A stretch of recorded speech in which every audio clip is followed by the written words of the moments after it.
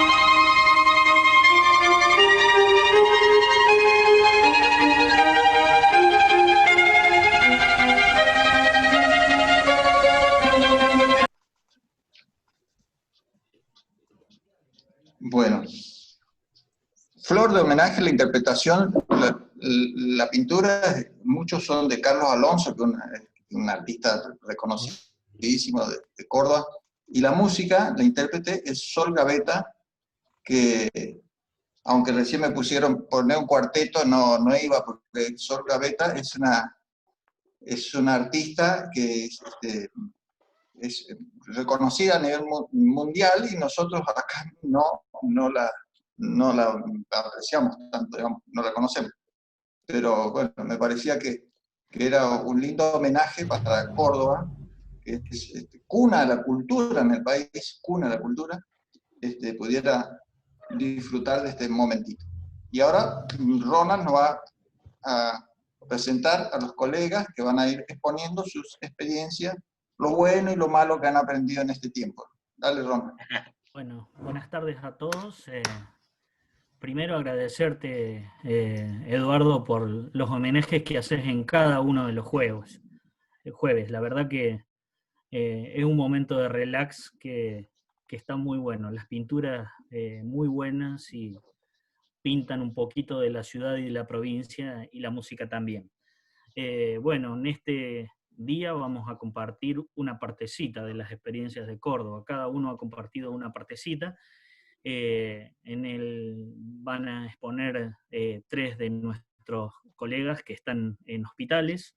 El ingeniero Carlos Olmos, que está en el hospital más grande de la ciudad de Córdoba, el hospital público, y dos de instituciones privadas, una muy antigua, que es el Hospital Italiano, que de ahí nos va a exponer el ingeniero Matías Loza Zapata, y luego el ingeniero Lucas Colombo del Sanatorio Allende. Así que sí, podríamos comenzar con el ingeniero Carlos Olmos, porque también tiene clases y coloquios de ingeniería hospitalaria en la carrera, así que estamos haciendo varias cosas juntas. Multitasking, Carlos. Adelante. ¿Se escucha bien? Sí, Carlito. Bueno, gracias a todos realmente por la invitación. Vamos a tratar, digamos, de contarles cuál ha sido nuestra experiencia, digamos, en lo que es, digamos, uno de mis trajes, que es el de ingeniero hospitalario. Bien, más tarde me tengo que poner el de profesor, así que voy a tratar, digamos, de comentarles, bueno, un poco cuál es nuestra experiencia y sobre qué más o menos les voy a hablar, ¿no? Dentro de esta contingencia del COVID, bueno, en la cual en primera instancia todos nos tratamos de preparar de la mejor manera y ver cómo el hospital podía estar mejor preparado para recibir esta pandemia, de la cual no sabíamos y no teníamos mucha información. Aún hoy en día hay muchas cosas que se desconocen y hay medidas que hemos tomado, algunas acertadas, otras, digamos, no tanto, algunas de las cuales hemos tenido que volver para atrás y otras las cuales se han reforzado y han sido efectivas, ¿no?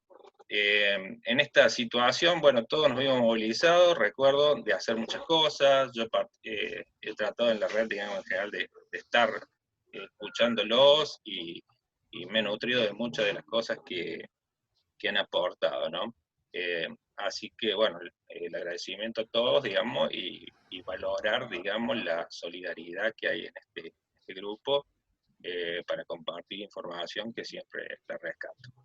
En particular, digamos, los temas que, digamos, más o menos hemos trabajado y que creo que la mayoría un poco también ha orientado profesionalmente, es en realizar, digamos, protocolos en los ingresos de hospitales para zonificar, bien, y protocolos para el manejo del instrumental y el equipamiento dentro de la institución, ¿no? Tratando de proteger a nuestros ingenieros y nuestros técnicos, ¿no? También hemos hecho en ese sentido alguna experiencia con respecto a lo que es readecuación de servicios, zonificaciones del hospital, ¿no? El Hospital Córdoba, ya lo voy a mencionar, es un hospital de adultos, pero que no entra dentro de la contingencia COVID o de la estrategia que tiene la provincia, ¿no? De contención de la enfermedad como un actor, digamos, activo en el tratamiento de la enfermedad, sino en una inicial recepción y contención de los sospechosos para derivación dentro de la red. Bien, y así que bueno, en eso hemos trabajado en ver cómo podíamos hacer que, en cierto modo, digamos, esos pacientes potencialmente sospechosos no se mezclaran con gran parte de nuestros pacientes, que es un hospital de alta complejidad, donde se hace trasplante, cirugía de alta complejidad, y que requería en esta situación, ¿no?, seguir funcionando, ¿no? Si en ese sentido no íbamos a hacer un hospital que tratara la enfermedad, íbamos a tener que contener la demanda que los otros hospitales que sí estaban destinados a esa función no podían realizar. Y bueno, y finalmente también les voy a comentar de un pequeño desarrollo que con la colaboración de la universidad estuvimos realizando, ¿no? Para lo que es el reuso de algunos elementos de protección personal, como los N95, los cuales, digamos, en un primera instancia habíamos hecho como un escenario, pensaba un escenario de escasez de estos productos. Bien, el Hospital Córdoba, bueno, es un hospital de alta complejidad, de nivel 3, según el Programa Nacional de Garantía de Calidad. Tiene 5 pisos y 2 subsuelos, hay 190 camas habilitadas de internación, y dentro de ellas están incluidas 40 camas de cuidados críticos. Bien, tiene un importante perfil quirúrgico con cirugía de alta complejidad, trasplante y un centro de diálisis, que es el centro de diálisis provincial, con 25, digamos, puestos de diálisis, ¿no? Entonces, y tiene una superficie aproximada de 32 metros cuadrados. Está ubicado en la ciudad de Córdoba, y como le decían, es un centro de derivación de mayor complejidad de lo que sería la atención de salud de adultos. Bien, entonces en ese contexto era como que si en un principio nos dedicábamos a la atención de COVID, no había quien hiciera la alta complejidad. Entonces quedamos, como quien dice, en una situación de decir, bueno, ¿qué hacer ante esta situación? ¿Bien? El hospital tiene, una de las primeras cosas que trabajamos está relacionada con sectorizar y cerrar muchos de los ingresos que teníamos. Es un edificio que está ubicado en una manzana, de las cuales le podría decir que tiene por lo menos 12 accesos distintos. ¿Bien? Entonces, una de las primeras medidas que tomamos fue justamente cerrar gran parte de los accesos, dejar la mínima cantidad de accesos necesarios, y para lo que era la contención de los pacientes con síntomas compatibles con COVID o febriles, habilitamos una área, digamos, que quedó como encapsulada, en la cual, digamos, teníamos una especie como de tensión de guardia, con, en principio con 2 camas, después ampliamos la zona, digamos, a 4 camas con atención con respirador, y bueno, lo dotamos de lo básico, que era, digamos, un equipo de rayos X para las placas de tórax, ¿bien? Y una conectividad con el área de tomografía, para lo cual tuvimos que zonificar, digamos, por supuesto, se trabajó muchísimo con la gente haciendo tabiques de Durlo, para que eso quedara contenido dentro, ¿no? de un área que no se mezclara con el resto del hospital, y bueno, y cuidar, digamos, la bioseguridad del resto de los pacientes. Para eso tuvimos que diseñar señalética, carteles, cerramientos, etc.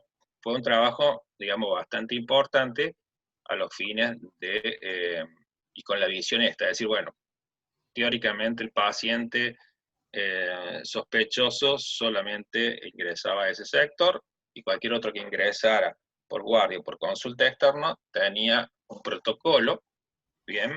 De control, ¿bien? Los protocolos de controles que se hicieron, bueno, al principio, obviamente, bueno, estaba relacionado con el tema de medición de temperatura en todas las entradas.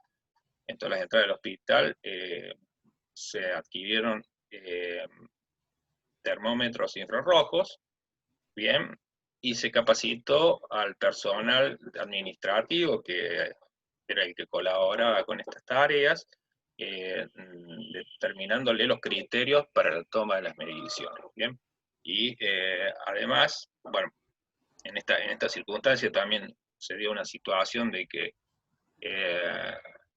se habilitaron los ingresos y después faltaba gente, entonces se empezó a trabajar con un protocolo, ¿no? O un proyecto para la instalación de cámaras termográficas, que bueno, finalmente no se pudo llevar a cabo. En cada ingreso de personal con material de rezago de acero inoxidable de ascensores, y la colaboración de un vecino de la zona que tenía plegadora, porque en ese momento conseguir insumos, hasta comprar, digamos, los materiales para esto, era casi imposible, algo que en cualquier otra situación uno lo podía conseguir de manera rápida. Tuvimos que fabricar todo, ¿bien? Es decir, fabricar desde las bandejas de acero inoxidable para las bandejas sanitizantes, hasta, por ejemplo, el diseño de los carteles, porque la gente veía las bandejas y pasaba por lado. No, habría que explicarle que tenía que primero limpiarse los pies, ¿no es cierto?, la bandeja húmeda, y después pasa por la bandeja seca, ¿no? Entonces, bueno, eso fueron tareas así que hicimos como para preparar al hospital de la mejor manera en los accesos que quedaban abiertos al público. Respecto a lo que era el área de ingeniería clínica, bueno, fueron los lugares en los que primero tomamos conciencia de la situación, de que los equipos podían en algunas circunstancias venir contaminados, inclusive teníamos un poco la costumbre de que cada uno venía con su ropa de trabajo, con la misma ropa del lugar de trabajo y pasaba a su casa. Entonces, bueno, establecimos, digamos, que ante el inicio de la jornada, digamos, por supuesto, tenía que utilizar ropa exclusiva en el hospital, lo mismo que el calzado, y debía hacerse una higiene, digamos, lavado de mano, y por supuesto de los elementos de uso personal, como el celular, las llaves que uno trae de su casa.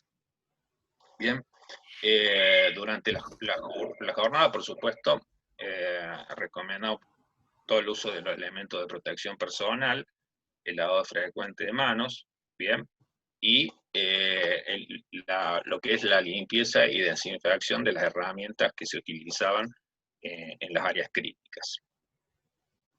Bien, para recepción del equipamiento, se estableció que el equipamiento tenía que venir limpio y desinfectado desde el servicio en el que fuera utilizado, y no tenían que entregar en una bolsa, ¿bien? Para instrumental, digamos, que en caso que venga instrumental, por ejemplo, se lo coloca en una bandeja con detergente enzimático y se lo sumerge ahí un periodo de tiempo a los fines, digamos, de hacer una decontaminación del mismo, ¿bien? En los equipos, bueno, se los rociaba digamos, con alcohol del 70%, en la mayoría de los casos, y de esa manera, bueno, tomamos unas medidas mínimas como para que esta situación que podía ser un riesgo, el trasladar equipos que hubieran estado en contacto con pacientes, no nos generara algún contagio.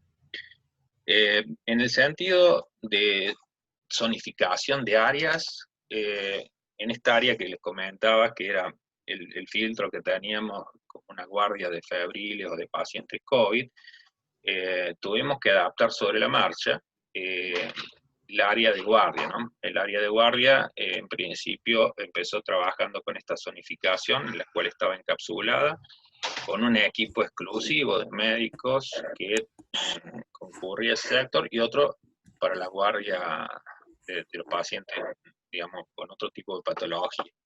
Entonces, bueno, tuvimos que modificar desde arquitectónicamente hasta el sistema de ventilación de aire, el cual, digamos, se improvisó con un sistema con extracción, digamos, y filtro EPA hacia el exterior. Estos son una especie de cubículos donde tienen los pacientes, son camas con gases médicos y para la eventual colocación de respiradores, los cuales primero nos dijeron que nunca íbamos a tener un paciente ventilado, pero después terminó siendo que las derivaciones se complicaban y los pacientes tenían que poner el respirador. Entonces, bueno, generamos una especie de cubículos y modificamos lo que era la climatización del lugar, eliminando los retornos y generando extracciones con filtrado de EPA al exterior. Bien, esto lo hicimos justamente en un área que era, digamos, para contener los febriles. Y en el área de consulta externa, lo que es, por ejemplo, salas de ergometría o ecocardiología, donde se hace la ecografía coronaria, colocamos, por ejemplo, protecciones de este tipo, que son una especie de cortinas corredizas con una ventana central, la cual, por ejemplo, para hacer la ergo hay que pasar, digamos, los cables y el médico tiene que colocar los electrodos del paciente, lo pudiera hacer a través de un sector que estuviera protegido.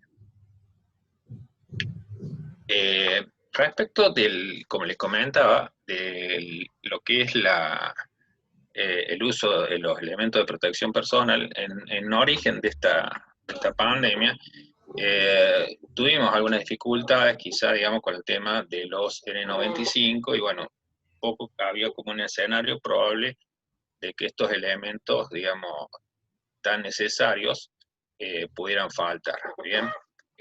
Entonces, bueno, en principio, a pedido del personal médico, de que hiciéramos una caja de madera y que colocáramos unos tubos adentro, que mañana lo teníamos, empezamos a investigar este tema, y bueno, un poco con colaboración de la gente de la universidad, de las distintas universidades y especialidades, pusimos a trabajar e investigar en publicaciones que hablaran sobre el reuso de los elementos de protección personal.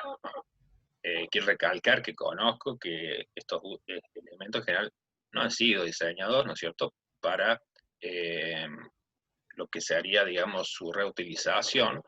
En realidad tienen una cantidad de usos, pero los fabricantes no especifican, digamos, cuál es el protocolo que debería seguirse si se hace un reuso, ¿no? Por lo cual, esto iba a requerir, digamos, el trabajo multidisciplinario con gente de microbiología, de bacteriología, especialistas en esterilización, a los fines, digamos, de que, más allá de que uno hiciera un dispositivo que podríamos decir de contaminara, porque esterilizara sería ya un nivel de muerte microbiana mucho más alta, se trabajó con esa temática. Bien, en principio, bueno, las publicaciones nos decían que con 1000 joules por centímetro cuadrado se podía lograr una inactivación del SARS-CoV-19. Bien, entonces con ese valor de dosis nos pusimos a trabajar en el diseño de esta cámara UV para barbijos N95, ¿bien? Entonces, bueno, de las tareas que nos surgieron primero era seleccionar, por supuesto, la fuente de radiación, el tubo UV que cumpliera con los requisitos, realizar un diseño mecánico del gabinete que lo iba a contener, ¿no es cierto?, por cuestiones de seguridad, digamos, y de los usuarios, digamos, debería ser lo más estanco posible. Un sistema electrónico embebido de control para, digamos, la potencia que se aplica al tubo para que genere radiación. Y, bueno, como era un grupo que nos manejábamos por Zoom y nos conectábamos, y yo era el único que por ahí tenía permiso de circulación, porque en ese momento había profesor, hacía la conexión entre los desarrolladores de la aplicación, conseguir los elementos, etc. Bien, por otra parte, una vez que esto funciona, también iba a hacer falta medirlo de alguna manera para estar seguro que esa dosis de radiación fuera la real, más allá de que la hoja de datos del tubo lo decía, bien. Entonces, bueno, se compraron digamos, el rango de UV que se usa para esto, el UVC. Se compraron unas lámparas de ORRAM, que eran las que se consiguieron en ese momento. En ese momento todo el mundo andaba tras tubos UV, no se conseguían con facilidad. Compramos en Buenos Aires, una demora de 15 días. Estos son unos UVC que trabajan con 253 nanómetros, ¿bien? Y de lo que es la hoja de datos del UVC, ¿bien? Tiene un diagrama de radiación, el cual, digamos, en función de ese diagrama de radiación, hicimos una simulación como para conocer a qué distancia teníamos que colocar los tubos entre sí, para que la dosis se mantuviera más o menos pareja dentro de toda la cámara, ¿bien? Con diseño de herramientas 3D, digamos, hicimos distintos diseños del producto, en el que, digamos, finalmente quedó uno en el cual, digamos, tiene incidencia de la radiación, tanto por arriba como por debajo. Habíamos pensado incluso en la fuente de un solo sentido y que rotaran los barbijos, pero finalmente, bueno, quedamos en un proyecto en el cual recibe la radiación tanto de arriba como de abajo. Bien, en esto es importante obviamente que no tenga conos de sombra, por así decirlo, para poder, digamos, esterilizar o decontaminar en toda la superficie. Bueno, un poco, reitero, era el escenario de la pandemia, en el cual no había casa electrónica abierta, o sea, que lo que tenía cada uno en su casa nos lo fueron aportando eh, con placas de Arduino que había, y logramos fabricar que alguien nos hiciera, porque había que hacer una placa de extensión, que era la placa de control, digamos, que manejaba el micro, los actuadores y relé para lo que es, digamos, el control de tiempo de exposición, temperatura y humedad, la activación de las lámparas, y eventualmente estaba prevista también una refrigeración, porque había que trabajar en una temperatura que no superara los 60 grados. Bien. Entonces este sistema, digamos, bueno, se armó,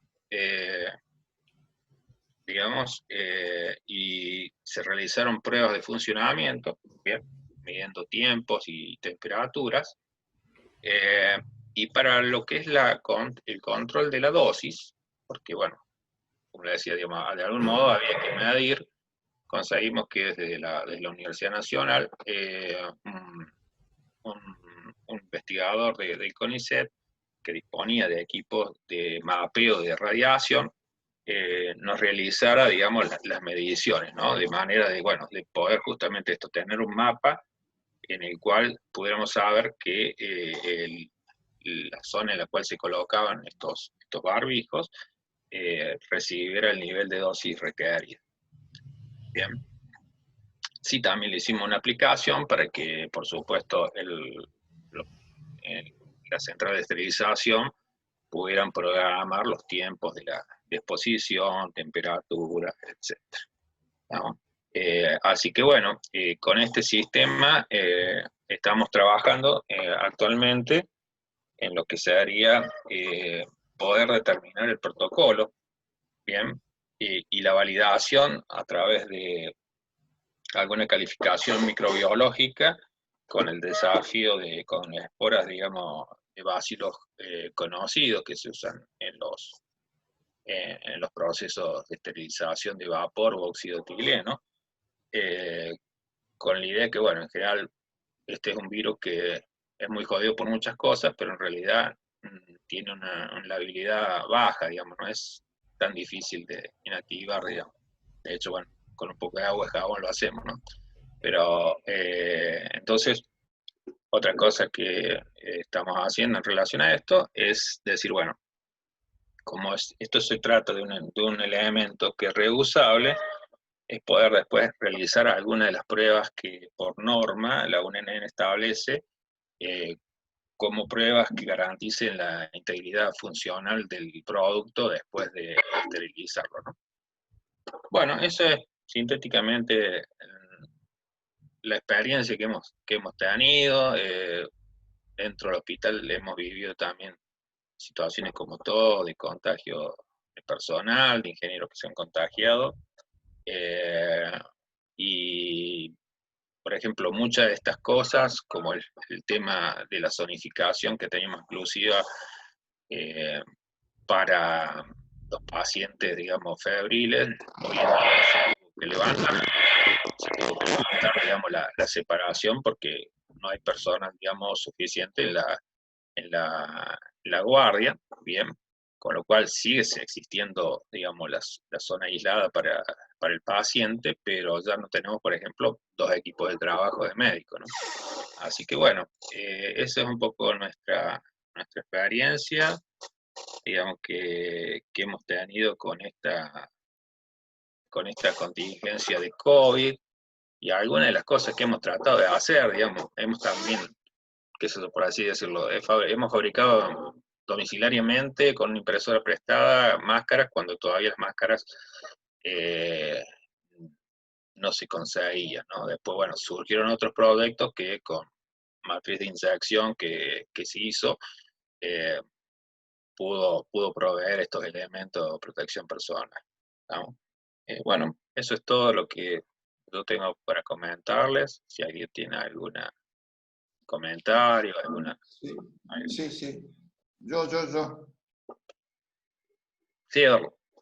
A ver, baja por fin la presentación para que nos veamos, Carlito. Bien. Muy lindo, gracias. ¿Sabes, Carlos, que estuve leyendo en algunos artículos con respecto al tema de la reestilización de los N95, y en Sí. ninguno encontré nada relativo a lo que, digamos, hacía referencia al problema físico-químico que se genera en la reutilización de un filtro. ¿A qué me refiero esto? Desde el punto de vista biológico, en cuanto a la esterilización y todo eso, está perfecto lo que acabas de comentar. Pero un filtro, nosotros que estudiamos ingeniería sabemos que los filtros de alta eficiencia, con el tiempo, ¿qué pasa? ¿Se vuelven más o menos eficientes? Sí. ¿Qué pasa cuando el filtro tiene mucho uso? ¿Se vuelve más o menos eficiente?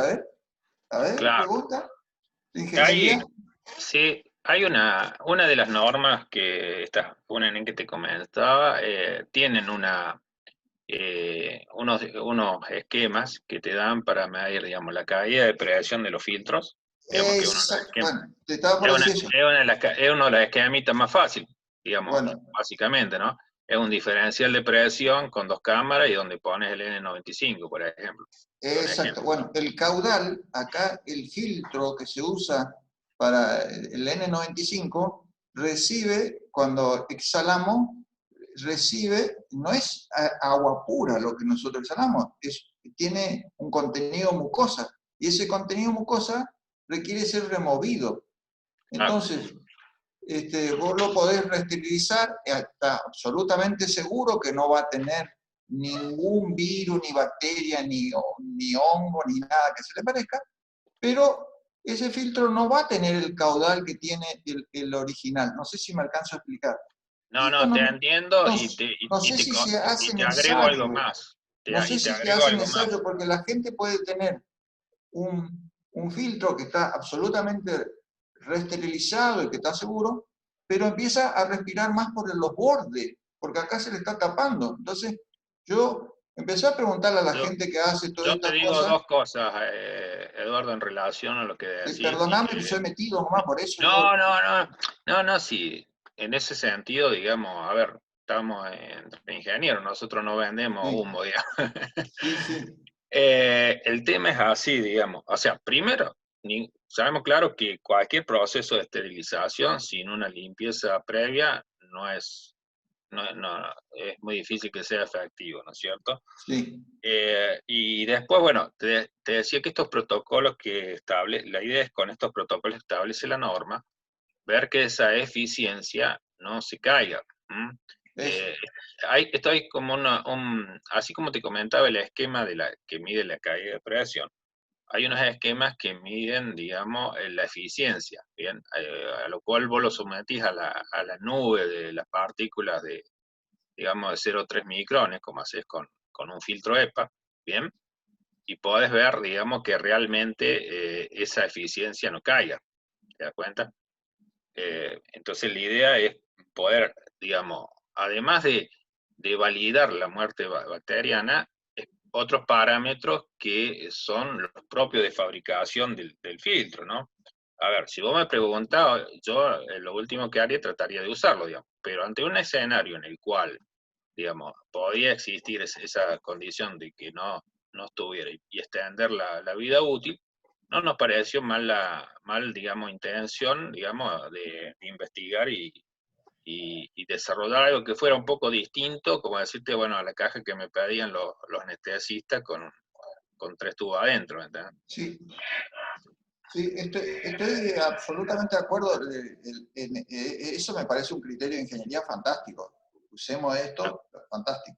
Pero yo Claro, es digo, como cuando decimos, para, escúchame, sí, para complementar, lo que yo quiero preguntarte, Carlito, es si se piensa en algún momento de complementar lo que es el lavado del filtro, si hay alguna forma de lavado y secar rápido, porque también si vos lo dejás al filtro, lo lavás y lo dejás así, es una fibra muy particular del filtro que sí, se se puede deforma, colapsar, digamos. se deforma y pierde las condiciones digamos, de filtrado.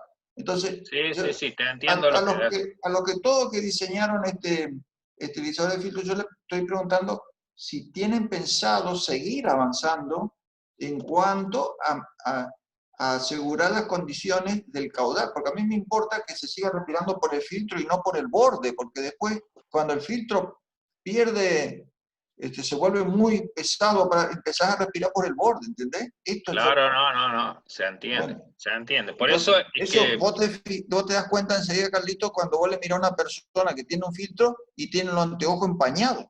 ¿Entendés?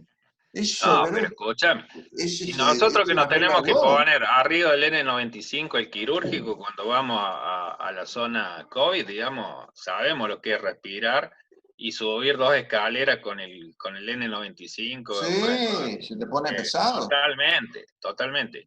La idea es que justamente las mediciones tengan un criterio, como decir, de ingeniería, en el cual vos puedas monitorear, digamos, porque esto es decir, vos me dirías, ¿y cuántos reusos más le podés dar? Y en función de que las mediciones de presión y de eficiencia Claro, sean las correctas, claro. ahí se establecerá. No, Porque pero aparte, me encanta lo que esto, desarrollaron, me encanta, pero digo, sí, te estoy tocando la oreja para que sigamos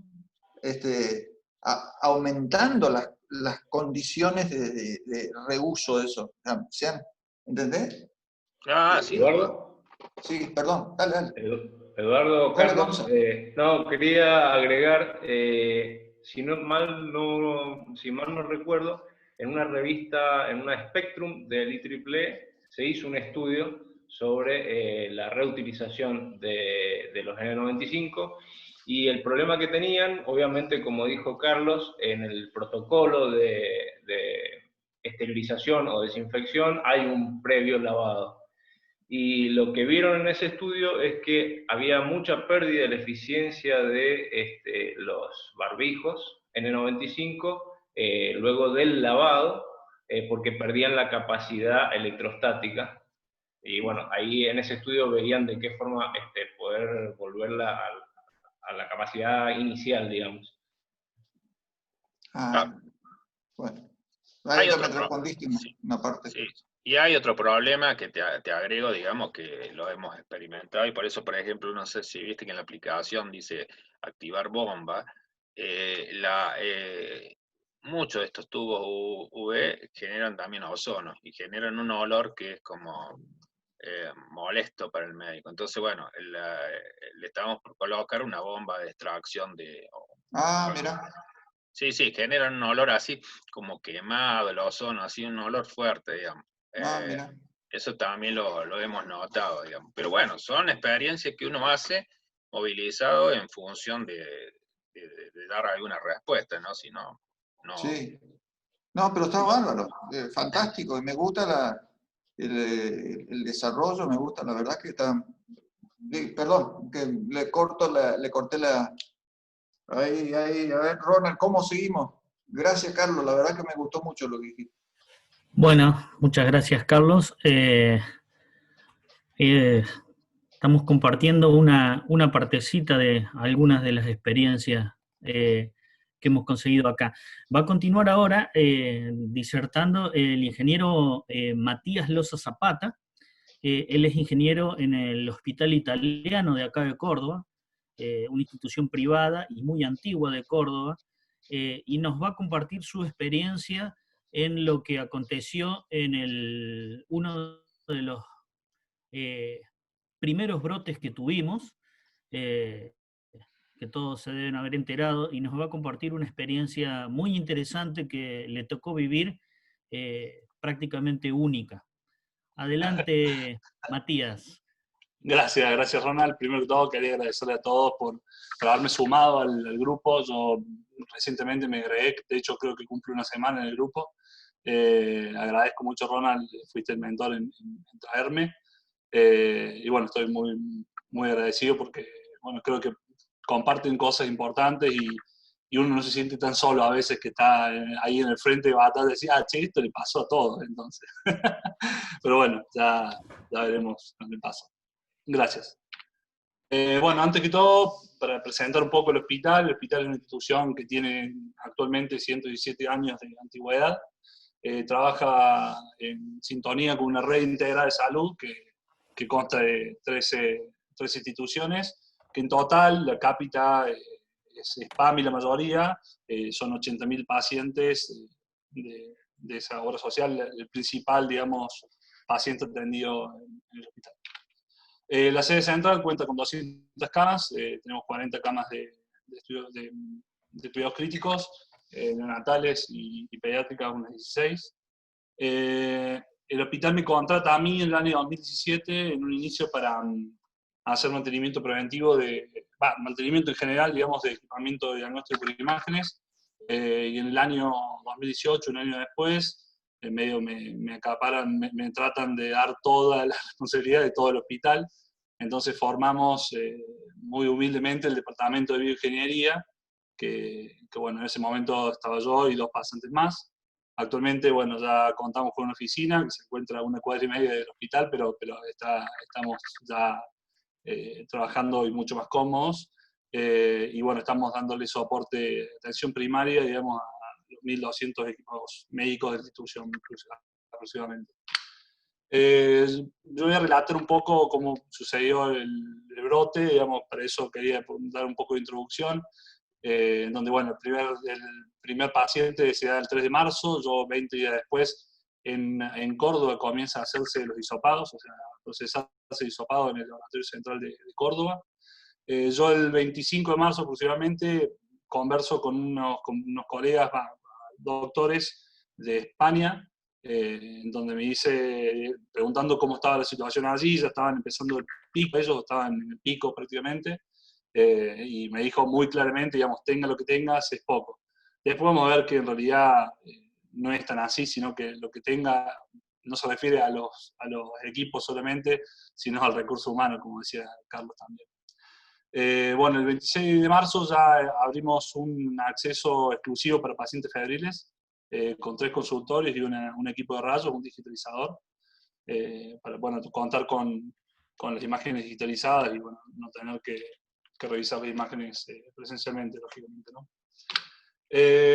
Como sucesos destacados por ese entonces, yo digamos, le pedí a la gente de compras, digamos, al departamento de compras, poner el foco, cambiar el foco un poco a hacer la compra de materiales abocados a la pandemia, prepararnos un poco, digamos, para la guerra, que era lo que teóricamente estaba viniendo, que nos parecía que nunca iba a llegar, y bueno, hoy creo que ya hemos evidenciado que sí.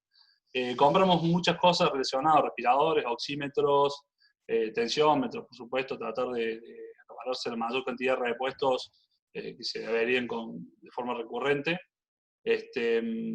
Bueno, después, a mediados de abril también, se abre un nuevo sector para pacientes febriles pediátricos, que fueron un requisito, digamos, en conjunto con infectología y el área de pediatría, que bueno, que decían que no estaba bien mezclar pacientes adultos con pediátricos febriles. Eso después se puede discutir, yo creo que no tiene mucho sentido porque el padre que viene con la criatura probablemente con COVID, el padre también está infectado, entonces, pero bueno, en ese momento, no sé si le habrá pasado a ustedes, me imagino que sí, infectología poco llegaba a la batuta y estamos todos tratando de ayudarlos para tratar de contener todo esto. El día 11 de abril en Córdoba, en la ciudad de Saldán, hubo un brote muy grande de COVID-19 en un geriátrico, en donde nosotros por tener mayor cantidad de pacientes PAMI, nos ingresan en un día, nos ingresan 28 pacientes, con el 70% de pacientes sospechosos, perdón, con COVID, digamos, ya confirmado. Y bueno, ese fue el gran debut de toda la infraestructura que hemos preparado de la parte de febriles. Esa misma noche, me acuerdo patente, porque el digitalizador, por supuesto, como Murphy bien dice, se trabó el chasis del digitalizador, así que yo también debuté entrando en contacto con el virus, vistiéndome de astronauta de punta a punta, con el N95, la colocación y el retiro de PP, bueno, fue todo un evento para mí, y creo que a todos les ha pasado, ¿no? El primer contacto fue bastante complicado, por así decirlo. Bueno, después de 20 días aproximadamente, el hospital comienza a tener casos entre personal de salud, y el día 30 de abril el COE Central de Córdoba, en conjunto con el Ministerio de Salud de Nación también, deciden hacer una cuarentena sanitaria del hospital, o sea, vaciar completamente el hospital, retirar absolutamente todos los pacientes internados, obviamente no haciendo cirugías o procedimientos que conlleven a internar pacientes, así que el vaciamiento completo del hospital se dio unos 18 días más tarde, porque imagínense trasladar todos los pacientes internados fue un trabajo titánico de la gente de derivaciones.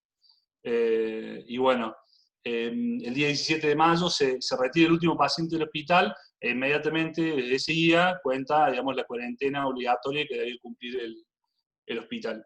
En conjunto con infectología, obviamente, y el COE de provincia, realizan un plan de limpieza y desinfección profunda de todo el hospital, empezando por las zonas, por supuesto, limpias, hasta las zonas más comprometidas, o sea, desde los pasillos hacia las salas comprometidas con pacientes contagiosos, infectados. Y el procedimiento, digamos, del plan de limpieza es bastante invasivo, porque hay que quitar absolutamente todos los contenidos de los cajones, de los armarios, de los tuppers, de los reservorios, retirar absolutamente todo, limpiarlo uno por uno, literalmente uno por uno, y almacenarlo en un depósito envuelto herméticamente, porque ya van a ver que después de eso se hace la desinfección con una nebulización del desinfectante de amplio espectro.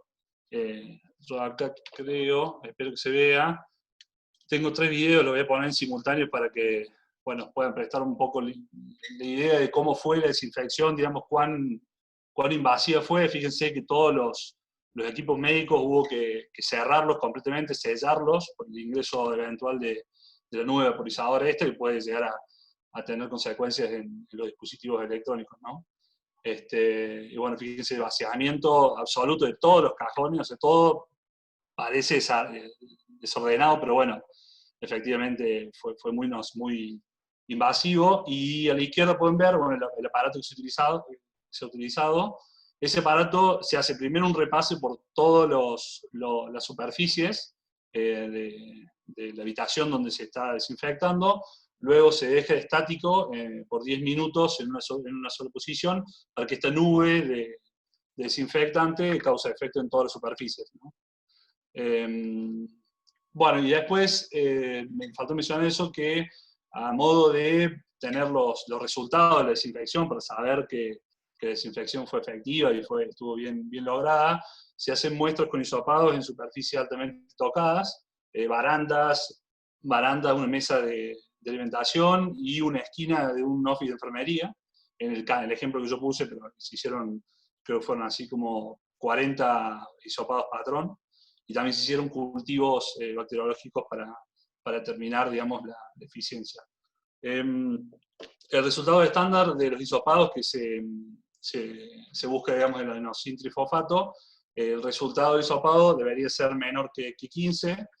Vamos a ver que, por ejemplo, en distintos lugares, mesa de comer, baranda de cama y en una esquina de una mesa, dieron esos valores, 70, 28 y 3,45. y luego de la desinfección los valores se redujeron considerablemente. Los cultivos también, por supuesto, dieron flora mixta y bacteriológico, y cultivo post limpieza, no hubo crecimiento bacteriano, al menos en las 48 horas estudiadas. Así que bueno, evidentemente la limpieza fue muy, muy efectiva, a tal punto que hubo, digamos, un comentario entre infectología y la dirección, aludiendo de que en ese momento era quizá el hospital más limpio de Argentina o quizá del mundo, porque realmente se exterminó absolutamente todo lo que estaba, digamos, con vida en ese momento.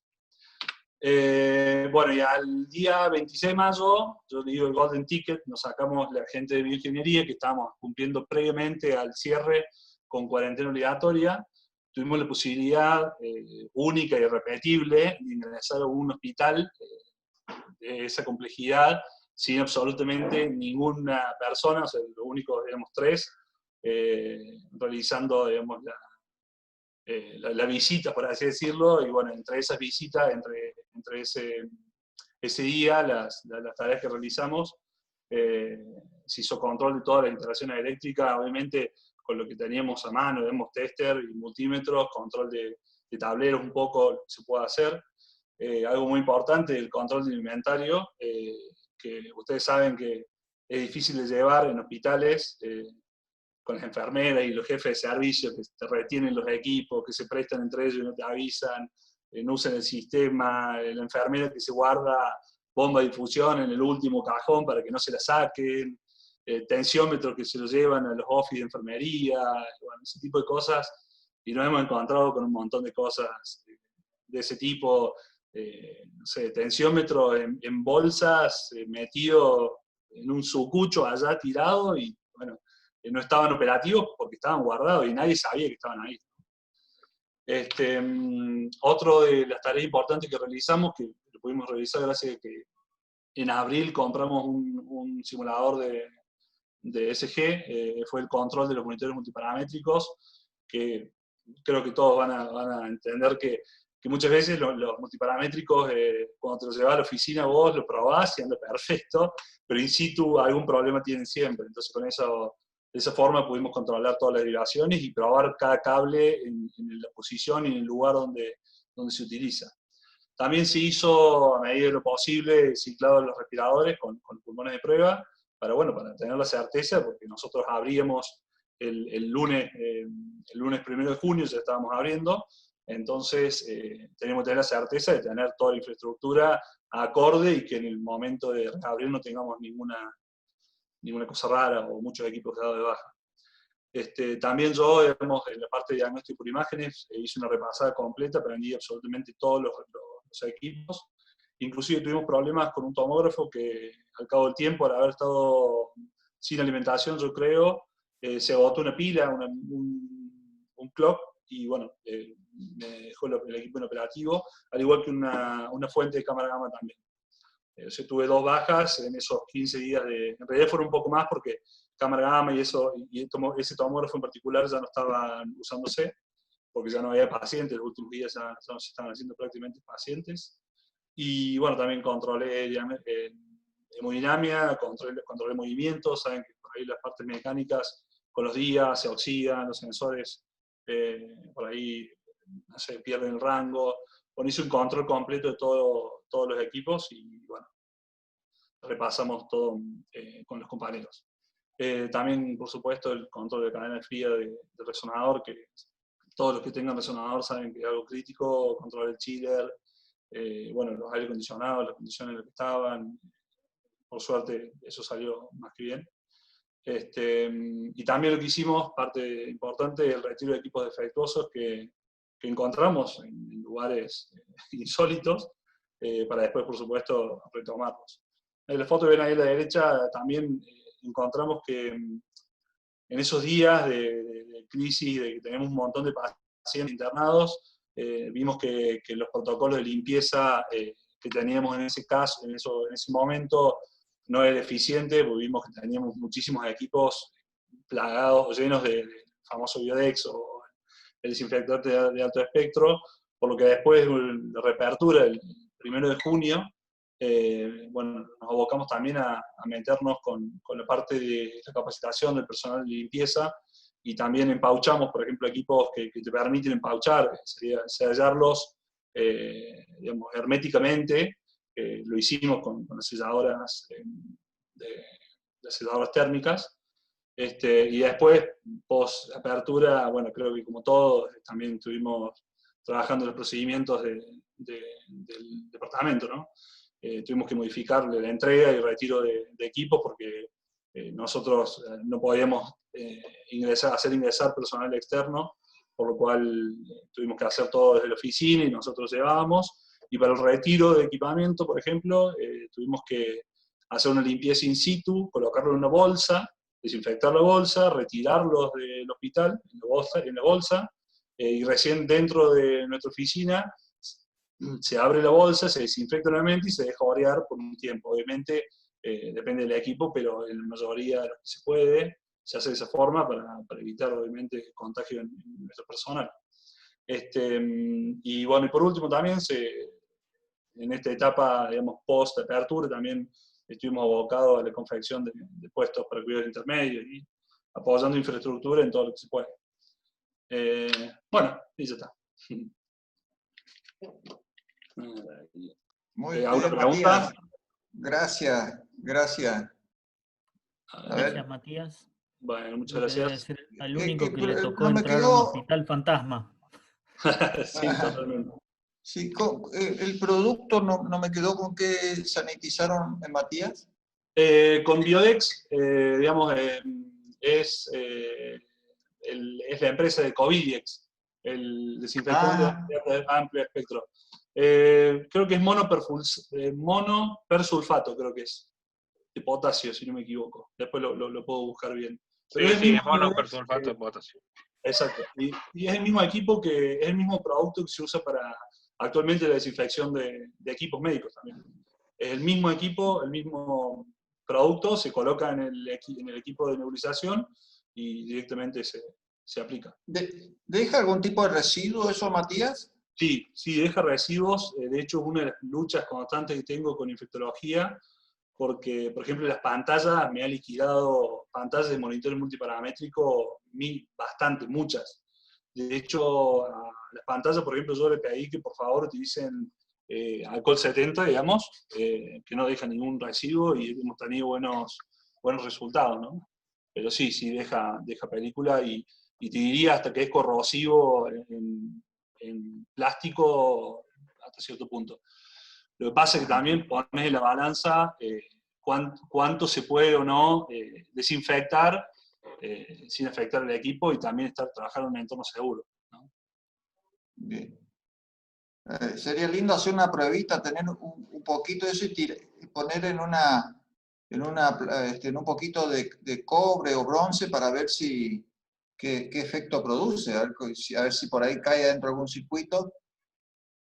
Yo tengo pruebas hechas con equipos reales de la vida real, tengo hecho pomada cuando le tiran, que odio las pistolitas esas que tiran, Sí, el los dispensers. regadorcito ese que le entran a tirar a todos los monitores y de todas. Y los dispensers que por supuesto no lo ponen en modo spray, sino que ellos les gusta tirarlo y ponerlo en modo chorrito y darle... Modo chorrito, sí. Sí, igual el spray entra por todas las cosas y por todo el sistema de aireación. Totalmente. Nosotros, digamos, hacen un daño los terrible. protocolos de limpieza de equipamiento siempre en el paño, pero cuando estás distraído, por ejemplo, entras a la terapia y ves a la chica de enfermería o de limpieza dándole derecho y en modo chorro. O sea, hemos tenido varios encontronazos. Limpio quedan, eso no tenemos duda, pero lo hacen pomada. Te hacen pomada un equipo de varios miles de dólares, pero te limpio está. Bien, seguimos, Ronald, ¿cómo sigue? Bueno, gracias Matías. En todo caso, si hay alguna otra pregunta respecto a... Después te voy a preguntar cuánto tiempo les duró la evacuación y cuánto el reingreso, si tuvieron muchos líos con eso. nosotros la evacuación duró alrededor de 18 días, porque tuvimos que derivar 45 pacientes positivos que teníamos ingresados en el hospital. Se ingresaron todos, se derivaron todos al polo sanitario, y después pacientes no positivos se derivaron a instituciones privadas, digamos, con convenios. Pero fue una tarea también titánica. Tenemos las 5 ambulancias estaban todo el tiempo derivando pacientes. Obviamente el ingreso de los pacientes, por ejemplo, del brote, el primer brote, en algo así como 12 o 13 horas, nos trajeron 20 y pico de pacientes. Por supuesto que en ese momento, en abril, las medidas de protección y todo lo que conlleva a un traslado de un paciente infectado eran otras. Se sabía muy poco, o por lo menos estaba muy poco desarrollado ese ámbito. Y bueno, por ahí se pueden haber realizado algo incorrecto, pero bueno, es lo que sucedió. Fue así. Bueno, Gracias. la siguiente exposición dentro de una institución hospitalaria también del medio va a ser el ingeniero Colombo, que él se encuentra en el Sanatorio Allende, que tiene en Córdoba 2 sedes, una en pleno Nueva Córdoba y otra más alejada.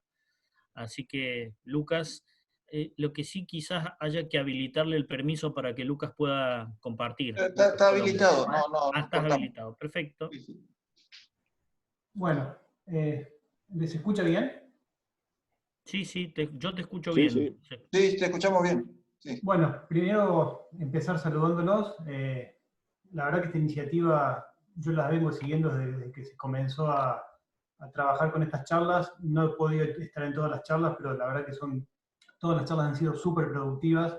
Y una de las cosas buenas que ha traído esta pandemia es este grupo que ha sido espectacular y han tirado ideas muy buenas que todos hemos sabido aprovechar. Así que una de las cosas buenas es esa, y espero que se siga dando de acá a futuro, ¿no? Creo que ha sido una iniciativa muy interesante. Y me han sumado al principio de la pandemia y ha sido útil siempre. Como decía Ronald, yo trabajo en el Sanatorio Allende, que es un sanatorio es un hospital de alta complejidad de la ciudad de Córdoba, que tiene 2 sedes que son aproximadamente del mismo tamaño. La sucursal Cerro, que ven en la imagen de la derecha, tiene un poco más de 10 años de antigüedad. Entonces la ventaja de ese nuevo hospital es que tiene una infraestructura totalmente nueva, el diseño está pensado hasta el último detalle, la circulación está muy bien definida, lo que es circulación de pacientes, circulación de personal de servicio, retiro de residuos. Entonces hace que todos los problemas que surgen con las circulaciones por COVID sea más fácil trabajarlos allá que en la sucursal de Nueva Córdoba, que es un edificio que tiene, en realidad son varios edificios que se fueron juntando y es un Frankenstein de varias plantas, que tiene, la parte más vieja tiene 80 años, adentro uno se pierde si no conoce, y bueno, tuvo sus complicaciones eso a la hora de tratar con este problema, ¿no? En total, la sucursal Nueva Córdoba tiene 7 plantas y 2 subsuelos, y unos 30.000 metros cuadrados cubiertos. La sucursal Cerro tiene 20.000 metros cuadrados y 2 plantas y 2 subsuelos. Para que se dé una idea del tamaño del hospital, entre ambas sedes trabajan alrededor de 700 médicos, se hacen alrededor de 22.000 cirugías por año, cuando se puede trabajar a tiempo completo. Este año la verdad que no sé cómo va a terminar, y entre ambas sucursales hay alrededor de 417 camas entre terapia, piso, neo y demás. Como para tener una idea también a grandes rasgos, en Nueva Córdoba hay 11 quirófanos, 28 camas de UTI, 12 camas de UCO, 22 incubadoras y 9 camas de terapia para pediátricos. Y en sucursal Cerro hay 10 quirófanos, 15 camas de UTI, 14 camas de UCO, 21 incubadoras y 10 camas de UTI pediátrica. La idea que tengo cuando armé esto no es hacer un raconto bastante preciso de cómo se fueron dando las cosas, sino por ahí tirar algunas ideas o cosas que me fueron sucediendo. que es parecido a lo que fueron contando Carlos y Matías. Al principio, cuando se decretó cuando empezaron a aparecer los casos de coronavirus en Argentina, la respuesta de la institución fue bastante rápida. Enseguida se formaron comités, distintos comités de trabajo y grupos de trabajo, tanto para terapia de adulto, para terapia pediátrica, infectología y dirección médica se puso al mando de todas las acciones que se tenían que tomar. Se pensó bastante, creo que hoy con el diario Lunes se pensó bastante bien, se hicieron buenas previsiones en cuestión de equipamiento, tratar de analizar si necesitábamos comprar más respiradores, si necesitábamos comprar equipos de soporte. Obviamente que también se cometieron errores, ¿no? Se pensó en lo que es la reestructuración edilicia. En un momento, al contar con 2 sedes distintas, dijimos, bueno, aprovechemos la sede de Cerro, que es más nueva, que tiene mejor circulación, para llevar todo lo que es COVID allá y traer al centro que siga trabajando con el resto de las patologías. Y después nos encontramos con el problema de que nos iba a pasar lo que comentaba Carlos también hace un ratito, que los pacientes con COVID iban a llegar igual a cualquiera de las 2 sucursales y iba a ser un problema si no hubiésemos estado preparados para recibirlos. Enseguida se trabajaron con el Departamento de Calidad e Infectología, se trabajaron en los protocolos internos con los distintos elementos de protección personal para las distintas especialidades, los distintos servicios. También se trabajó muy fuertemente con el área de sistemas, donde se crearon enseguida una intranet, donde se compartían todo lo que es información al respecto. Uno se podía bajar los protocolos, si tenía alguna duda, había un canal directo con infectología para sacársela, y todo también lo que es relacionado a contactos con personas sospechosas, qué hacer si yo en mi casa tuve contacto con un positivo, cómo reaccionar, cuándo es un contacto estrecho, cuándo no, qué hacer con el... Bueno, todo lo que corresponde a eso, en general al principio teníamos muchas dudas, se solucionó bastante bien. Se trabajó fuertemente con lo que es consultas por telemedicina, entonces se trató de que los pacientes no tengan que dirigirse hacia el consultorio. Obviamente hay muchas especialidades que no es imposible de hacer. Y bueno, y lo que son acciones ya más directas, en lo que es atención al paciente, se comenzó muy tímidamente a reservar en terapia y en piso algunas camas para cuando venga algún paciente sospechoso. Lo mismo que en cirugía, se destinaron un quirófano en cada sucursal, preparado con lo que son elementos de protección personal y lo que es la circulación para entrar a pacientes con coronavirus. Y se crearon en ambas sedes anexos de la guardia para lo que son pacientes febriles. En el centro se tumbó una pared en uno de los accesos y se creó una nueva entrada para el hospital, donde se recibían los pacientes con patologías febriles. En ese lugar funcionaba lo que es consultorios de RT, que se tuvo que ir hacia la otra sucursal, y en la sucursal Cerro se instaló una carpa con consultorios y equipos de rayo, también como Nueva Córdoba, con equipos de rayo para atención a los pacientes febriles. Básicamente eran consultorios de guardia. Nosotros desde Bioingeniería trabajamos bastante fuertemente en lo que es la estimación de los repuestos que íbamos a necesitar, comprar insumos, compramos válvulas de respiradores, tensiómetros, estetoscopios, oxímetros, y pensando, imaginando qué pudiésemos llegar a necesitar en el futuro. Nosotros, dentro de nuestro departamento, trabajamos todos los años con una compra anual en lo que es provisión de insumos y repuestos, entonces tampoco salimos a comprar a lo loco porque no sabíamos cuánto iba a durar primero, que todos pensábamos que iba a durar menos de lo que está durando, y entonces teníamos un cierto backup, una cierta espalda para aguantar pedidos de manguitos para medir tensión. Por eso tampoco fue una compra tan fuera de lo normal de lo que estábamos acostumbrados a trabajar. Controlamos el estado de los respiradores, tratamos de adelantar, como contaron los chicos, los que eran servicios para algún equipo que podíamos llegar a necesitar, Hicimos la prueba también de ventilar 2 pacientes con un mismo respirador. Nunca lo hemos llegado a usar y no creo que se haga. Rescatamos equipos que teníamos dados de baja, de cierta forma, que también lo hicimos como una forma de decir, bueno, en el peor de los casos vamos a tener que poner a funcionar estos equipos y ahora están ciclando. Tenemos unos Servos 300 que estaban para el museo y, bueno, conseguimos las partes, le hicimos el mantenimiento correspondiente y en este momento se están utilizando en la terapia. Trabajamos equipando las guardias anexas, que son lo que uno hace en las guardias anexas es básicamente un triage. Pero bueno, encontramos monitores, quitamos de otros servicios, bueno, trabajamos en eso para que puedan estar disponibles para los triages de pacientes con síntomas respiratorios. Y también trabajamos fuertemente en lo que es un protocolo de limpieza de los equipos médicos. Hicimos unos flyers para que se puedan repartir en los distintos servicios y tratar de evitar que nos pase lo que nos contaban antes, de que se inundan equipos con productos que no son aptos. Tampoco, no logramos obviamente evitarlo por completo, siempre nos aparece algún equipo inundado con lavandina, pero bueno, creo que lo hemos tratado de reducir lo máximo que pudimos. Y bueno, y en esos primeros días empezamos a tener nuestra primera experiencia de contacto. Lo llamo contacto con lo que es las zonas de atención a pacientes con estas patologías.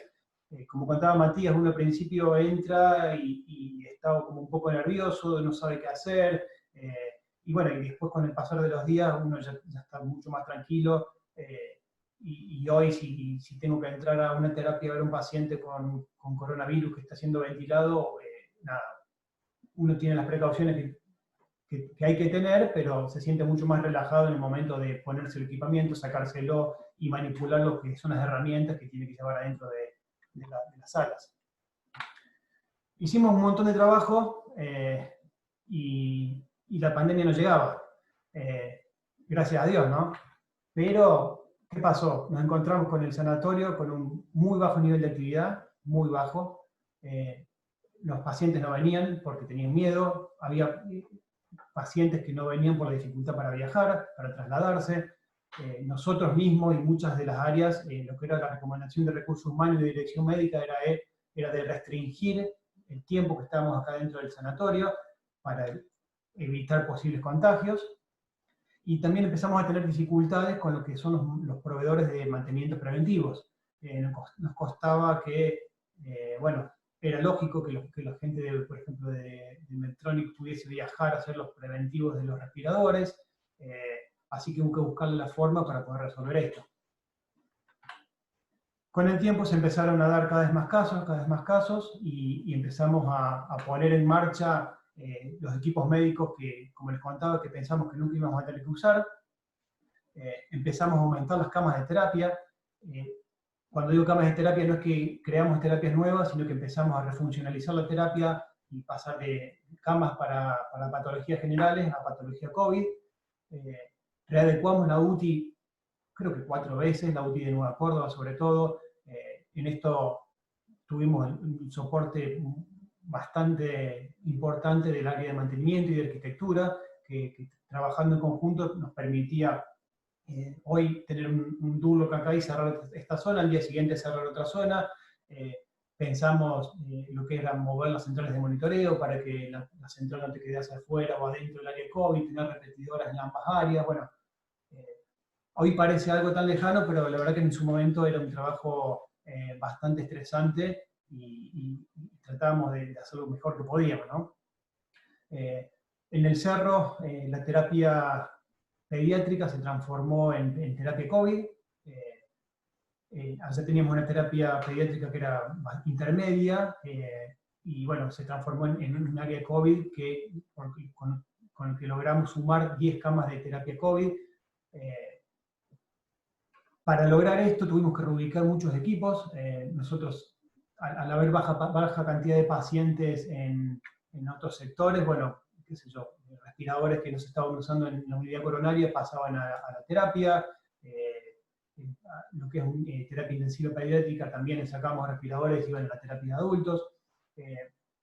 creo que no les conté, pero nosotros en su momento no se compraron respiradores al principio de la pandemia, porque el análisis que hicimos fue que nosotros teníamos casi un respirador cada 2 camas en las 2 terapias de adulto, y el análisis era, bueno, si tenemos más respiradores, no íbamos a tener personal primero para manipularlo, y después íbamos a tener ya una limitante en lo que era el espacio físico, y ya íbamos a tener más respiradores que camas, pero bueno, nunca eran suficientes, ¿no? ¿Qué más? Como les contaba, en lo que es la readecuación de las terapias, en Nueva Córdoba arrancamos con 3 camas COVID y 25 camas para patologías generales. El día de hoy estamos con 20 camas COVID y 8 para patologías generales. Y en la terapia del Cerro arrancamos con 4 camas COVID y 11 para patologías generales. El día de hoy tenemos la terapia tradicional del Cerro completa para COVID, y la UCO del Cerro se transformó en UCO/UTI, que fue la única forma que encontramos para poder contener a la cantidad de pacientes que iban llegando. Perdón. Una de las cosas que fuimos haciendo dentro de las terapias fue, a pedido de los terapistas y de los jefes de servicio, dividimos lo que son los respiradores que pudimos, para tener el control de los parámetros afuera y evitar que los enfermeros tengan que entrar o que los médicos tengan que entrar más seguido, y pudimos sacar fuera de la habitación lo que son los respiradores y las bombas de difusión. Conseguimos líneas con la gente de Brown que eran del largo correspondiente para que se puedan controlar las bombas desde afuera. Y bueno, y lo que era la monitorización estaba por central de monitoreo, ¿no? No se pudo hacer con todas las habitaciones, primero porque no tenemos 100% de ese modelo de equipos, y segundo porque nos dimos cuenta después también con el tiempo que hacer de esa forma te quita un poco de flexibilidad. Hay veces que vos tenés la habitación desocupada, pero tenés el respirador clavado ahí que no se puede sacar. Con el tiempo también fuimos encontrando que al principio no estaba recomendado lo que es la terapia de alto flujo. Después, con el pasar de los días, los terapistas empezaron a pedir equipos de alto flujo, así que tuvimos que incorporar estos equipos. Y bueno, hacer la instalación correspondiente, y la capacitación en lo que se podía. Y bueno, dentro de los problemas que enfrentamos, desde que arrancamos con esto, uno de los más importantes fue que la unidad coronaria de la sucursal Nueva Córdoba sufrió un cierre temporal, porque bueno, también se infiltró de cierta forma un paciente COVID positivo en la unidad coronaria que no estaba preparada para recibir pacientes COVID. No recuerdo bien ahora si fue un COVID, un PCR negativo que luego se transformó positivo, o la verdad que no recuerdo los detalles en este momento, pero bueno, la unidad coronaria estuvo cerrada durante 10 días, se hizo una desinfección completa, se limpiaron equipo por equipo, pero fue todo, no se hizo un método parecido a lo que contaba Matías, sino que fue todo con desinfectante líquido, y bueno, tratando de ser lo más cuidadoso posible. Otro de los problemas que tuvimos fue, por ejemplo, la terapia del Cerro, que nos faltaron, con el aumento de casos de positivos para COVID, nos faltaron cables de presión invasiva, y al agregar más camas, no teníamos cables para presión invasiva, nos costó encontrarlos, hasta que el proveedor de los transductores de presión nos facilitó cables, que no nos hubiésemos imaginado que nos iban a faltar cables de presión, y acompañado de eso el uso de presurizadores de suero, que también tuvimos que salir a comprar un poco de urgencia. Otro de los problemas graves que tuvimos fue que en la sucursal Cerro tenemos un tanque de oxígeno de 3.000 litros, que sabíamos que era corto, pero teníamos las precauciones tomadas porque veníamos trabajando de una forma. Nosotros estábamos acostumbrados a que el proveedor venía cada 2 días a reponernos oxígeno, y cada 2 días el porcentaje de oxígeno consumido, no sé, llegaba al 40%, entonces siempre teníamos, cuando venía el camión a recargar, aproximadamente un 60% del tanque. Al aumentar la cantidad de equipos de alto flujo, la cantidad de goteras, mascarillas y demás en forma simultánea, que es lo que hablaron un poco al principio, los consumos se fueron a las nubes. Y bueno, un día el camión venía llegando siempre cada dos días, pero ya cuando venía a recargar, la cantidad de oxígeno que quedaba era 20%, 25%, que uno ya estaba un poco intranquilo, ¿no? Y hasta que un día, no se sabe por qué, falló el camión, y llegamos a prácticamente nada. Por suerte, conjunto con mantenimiento, se reaccionó bastante rápido, se trasladaron tubos desde una sucursal a la otra, algo que también no comenté al principio, que con las preparaciones iniciales se decidió comprar más tubos para tener en caso de reserva, entonces bueno, de esa forma pudimos apagar el sofocón. Sí hubo que cancelar cirugías, pero no hubo que hacer ninguna otra intervención en la terapia, ni hubo problemas con ningún paciente. Y bueno, hasta que llegó el camión. Hoy estamos, la verdad que la gente entre compras, mantenimiento, arquitectura, están todo el día pendientes, mucho más que antes, de la cantidad de oxígeno que hay en el tubo. El proyecto de cambiar el tubo ya estaba antes de comenzar la pandemia, y bueno, con el susto también que se pegó el proveedor, creo que en 10-12 días viene con un tubo nuevo, con un cilindro nuevo, para poder tener un poco más de capacidad. Otra cosa que es para destacar es que nunca hay que descartar del todo los equipos que están descartados, y siempre hay que tener la posibilidad de pensar en que pueden volver a la vida. Por suerte pudimos recuperar varias cosas, oxímetros, respiradores, que hoy están funcionando, y bueno, creo que es una experiencia esa de nunca dar por descartado nada. También recuperamos muchas camas de internación, porque en piso ampliamos la capacidad de camas, pasando a habitaciones que eran habitaciones simples a poner 2 camas por habitación.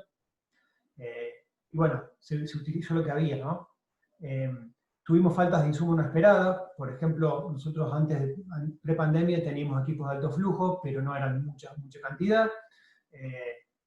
Con la incorporación masiva de estos equipos, creo que sumamos alrededor de 14, 15 equipos en unos días.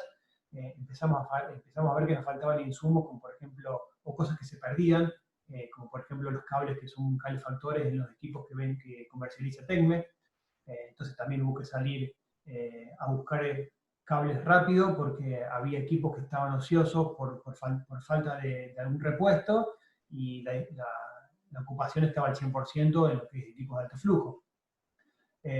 Sufrimos algunas demoras en lo que son los mantenimientos preventivos por el cierre de la frontera, como le llamamos, sobre todo en lo que es, por ejemplo, bombas de infusión. Nosotros trabajamos con equipos que nos provee Brown, con un contrato de comodato, y lo que es el mantenimiento preventivo se realiza mediante el transporte. Ellos vienen a buscar los equipos, se los llevan a Buenos Aires y los devuelven. Bueno, todo ese circuito que calibrábamos 10 bombas de infusión por semana. Nosotros entre ambos sanatorios tenemos más de 700 equipos de bombas de infusión. Nosotros 10 equipos por semana veníamos calibrando con ritmo normal. De golpe se cortaba, porque la gente de Brown tenía contagios internos, porque el transportista no podía pasar. Bueno, y hasta que sigue demorado hoy en día. Pero bueno, tratamos de a poco de ir retomando el ritmo y volviendo a como estamos trabajando antes. Hoy es mucho más difícil calibrar una bomba de infusión, porque la ocupación está casi al máximo, y la gente que trabaja en la terapia, con toda razón, está súper estresada, y hasta es difícil pedirle: che, toma, te dejo esta bomba de backup, poneme esta y sacame la otra, porque no tienen mucha ganas de hacer más trabajo extra que el que les toca, y con razón, ¿no? Nos faltaron insumos que fueron básicos, que pensamos que no nos iban a faltar, un poco por errores propios, por decir, bueno, confiamos en que enfermería nos dice que todos los tensiómetros que tienen están bien, y de golpe, como habilitábamos más camas de piso para terapia, para COVID, nos caían con 10 tensiómetros en la mano, que a los 10 les faltaba una perita, que una cosa, que la otra, y bueno, con eso nos consumieron todas las reservas de stock que teníamos, que por suerte eran son insumos que fáciles de conseguir, pero bueno, uno se va poniendo más lento en la respuesta a los distintos servicios, ¿no? Y bueno, y tuvimos también roturas por limpieza incorrecta de equipos, por suerte fueron pocas, pero bueno, como contaban antes, por más que uno haga hincapié y se ponga docente con esto, siempre viene alguien fanático de tirar mucho lavandina o lo que fuese y empapar el equipo con algún desinfectante. Esos son los cables, los equipos de alto flujo, los últimos que incorporamos, que ahí está, en la misma imagen que me envió el personal de kinesiología, me decía, mira, tengo los dos equipos sin el cable calefactor. Y a nosotros nos daba bronca porque era un equipo nuevo que estaba ahí y alguien sin saber o a las apuradas lo tiraba junto con el circuito descartable y ahí se nos fue el cable a la basura. Por suerte ya estamos bastante mejor con eso, ya tenemos backup y la gente está un poco más entrenada. También puse unas imágenes solamente como para recordar yo de qué cosas contar. La imagen de la derecha son los acoples y las mangueras de los equipos Servo 300 viejos. Cuando estamos recuperando estos equipos nos encontramos con que eran tan viejos que no sé en qué momento se usaron acá en la institución, que los acoples no eran compatibles con ninguno de los que teníamos acá. Entonces, bueno, hubo que salir a buscar mangueras, a comprar mangueras compatibles con los acoples que tenemos en las terapias. Pero bueno, quizá parece un detalle pavo, pero en ese momento se hace todo complicado, se hace todo cuesta arriba, ¿no? Y la imagen de la izquierda son las bigoteras que se utilizan para alto flujo. Hubo que salir también de urgencia a probar y a tratar de ver las compatibilidades entre las distintas marcas de cánulas que se consiguen en el mercado, porque bueno, nosotros tenemos equipos Fisher & Paykel y tenemos equipos que comercializa Tecmer, Humidoflo, y de un momento al otro, si uno de los proveedores se quedó sin uno de los modelos, entonces a salir y a buscar y hacer pruebas, porque ninguno de los proveedores te garantizaba que su equipo funcionase con el otro. De nuevo, son detalles menores, pero que por ahí te hacen poner el ojo en cosas que uno pensaba que no le iban a suceder. Bueno, quizás fue un poco rápido, seguramente me quedan un montón de cosas en el tintero. Hemos sentido mucho apoyo de las áreas de compra, hacia compras de dirección médica, de los jefes de servicios, el área de ingeniería. Creo que dentro de todo lo malo de esta pandemia, nos ha puesto en un rol bastante importante, o mucho más importante del que teníamos dentro de la institución, y hoy la verdad que nos ven con otros ojos, y creo que eso está bueno porque hace crecer bastante nuestra profesión. Gracias Lucas. Por favor, cerrar la presentación para que nos podamos ver. Y la verdad que es muy interesante la experiencia que hicieron. La verdad que me quedan como preguntas, ¿no? El tema del alto flujo, cómo hicieron en el ambiente que trataron, porque el alto flujo, viste que está cuestionado el alto flujo, aunque es muy valioso el alto flujo, evitando que entre una persona a un respirador convencional, es muy valioso.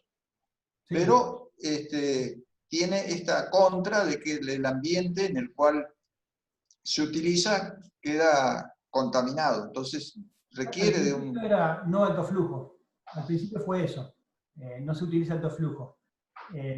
Por esto que nos contás vos, Eduardo, de que la aerolización de partículas es bastante fuerte, bastante importante. Y después, bueno, la verdad que yo no conozco los pormenores de por qué los terapistas cambiaron en esa idea. Si es porque te reemplazaba el respirador, que es lógico que te reemplace el respirador en muchas oportunidades, y creo que también se empezó a recomendar internamente entre los profesionales el uso. Pero bueno, nosotros no tomamos una medida así muy específica con respecto a cómo controlar eso. Sí que los lugares donde están utilizados los altos flujos son terapias que están cerradas y que tienen extracción de aire, ¿no? Cada uno tiene su ventilación individual y bueno, de esa forma creo que se minimizó como bastante. Si fuera una presión negativa, Lucas. Exactamente. Perfecto.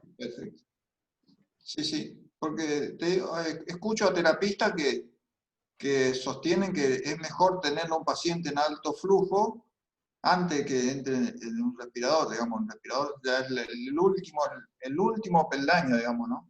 En general la progresión es esa. Primero entra con una bigotera en el piso, después pasa a alto flujo y ya los médicos te dicen, no, hace 2 días que está con alto flujo, mañana seguramente le toca el respirador. Y era la progresión que seguían muchos de los pacientes que si no mejoraban, volvían a piso y si no se iban al respirador. Muy bueno, muy buena la presentación, Lucas, y bueno, todos los muchachos también, Carlos y Matías, que la hicieron muy interesante.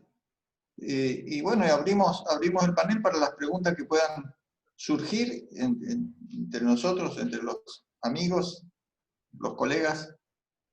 Yo tengo una para Lucas. A ver. No, vos mencionaste que hicieron un rescate de equipos, Servo 300 como ejemplo. ¿Fueron solo respiradores o otras líneas también, por un lado? Y después, en caso de ese, ¿qué porcentaje le significó los equipos reparados frente a lo que tenían en stock? Si fue mínimo o eran algunos nada más como ejemplo o fueron varios. En la primera pregunta, lo que pudimos rescatar son 5 respiradores, 5 respiradores que teníamos dados de baja, 2 Servo 300 y 2 Neumovent Graph de los viejitos.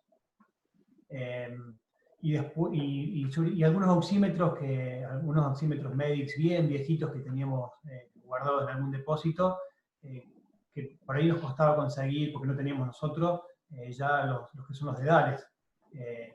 Pero sobre todo oxímetros y respiradores, y el porcentaje de respiradores no es muy alto. Nosotros no tengo el número ahora en la cabeza, pero creo que tenemos alrededor de 45, un poco más, creo que alrededor de 60 respiradores con los de la NEO, y bueno, y recuperamos 5, que no era mucho, no es mucho, y que en su momento la gente de terapia me decía, no los vamos a usar, no le hagas el preventivo, no gastes plata, no compres los repuestos porque no los vamos a usar, y ahí están. Ahí están a full. Sí. Me da risa, no parece mucho, pero es un montón. Los Neumovent Graph, los viejitos, no es mucho, y son los que eran nuevos cuando nosotros casi usábamos. un 10%. Es mucho, en realidad, un respirador es mucho. Sí, cuando te falta. Tienes razón, José, es una vida, así que es mucho, claro. Sí, totalmente. No, y a lo que le decían a Matías al inicio, todo lo que creas que es mucho, vas a ver que va a ser poco. Y en verdad en un momento pensábamos que no, todavía no va a llegar, y de repente estamos con el agua al cuello. Sí. Sí, estamos ahí al orden. Otra cosa que me olvidé comentarles es que, bueno, al principio disminuimos mucho la actividad nosotros para cuidarnos, y ahora que estamos casi en el pico de la pandemia, donde hubo semanas bastante complicadas, no complicadas porque tuvimos muchas roturas ni nada, sino con lo que es la incertidumbre o el trabajo, la flexibilidad que hay que tener para decir, bueno, necesitamos hacer esto, todos los ingenieros a sacar equipo de un lado, poner en otro, probar, que eso es lo más necesario en este momento, ¿no? Que aparte se sumó el trabajo casi, no que la otra parte esté funcionando al 100%, pero a lo que es los requerimientos de COVID, se sumó que el sanatorio empezó a recuperar un poco su actividad, porque veníamos de mucho tiempo sin actividad. Entonces nos empezamos a recargar nosotros, y bueno, hubo días que nos quedamos mucho tiempo trabajando. De hecho, yo estoy en la oficina todavía, tampoco, bueno, pero se hace con gusto, la verdad. Quisiera hacer una pregunta. A ver. Los grafos que recuperaron, ¿consiguieron que TECME les venda los repuestos o se los repararon ellos? No, sí, TECME nos dio servicio. Eran equipos que estaban ya por número de serie, por vida útil, fuera de servicio, pero conseguimos que TECME le haga un mantenimiento preventivo y los podamos tener. Nosotros no tenemos equipos para validar respiradores, así que dependemos de TECME y de Covidien, y tenemos algunos, y bueno, lo que es la línea servo nos hace a Genet. Perfecto. Cuando Lucas, tuviste el una problema pregunta. del oxígeno, la batería los tubos de reserva que tenían en el tanque, ¿de qué cantidad de tubos eran y de qué metraje? No recuerdo ahora la cantidad de tubos, pero son tubos de 45, ¿puede ser? ¿Cómo? De 45 me parece, no recuerdo ahora Debe ser termos, entonces. No. Debe ser termos, Termo. entonces. 45 no, eran tubos de 10 metros, los super tubos para fuente. De 6 metros o de 11 metros. Son Sí. De 6 a 10, 11 por ahí. Sí, la verdad que no recuerdo, porque en ese momento el soporte fue de mantenimiento, que es el que está más encargado de gases médicos. Y bueno, la verdad que se puso los tubos que había. Todo lo que había en la batería de emergencia se llevaron tubos de un lado al otro, inclusive llevamos los tubitos chiquititos que se utilizan para los pacientes casi no, porque yo lo que entiendo es que si tuvieron ese problema con el camión, lo que han tenido que estar es cambiando las baterías de tubos de reserva, digamos, ¿no? Porque hay dos. ¿Alcanzaron a activar las baterías, Lucas?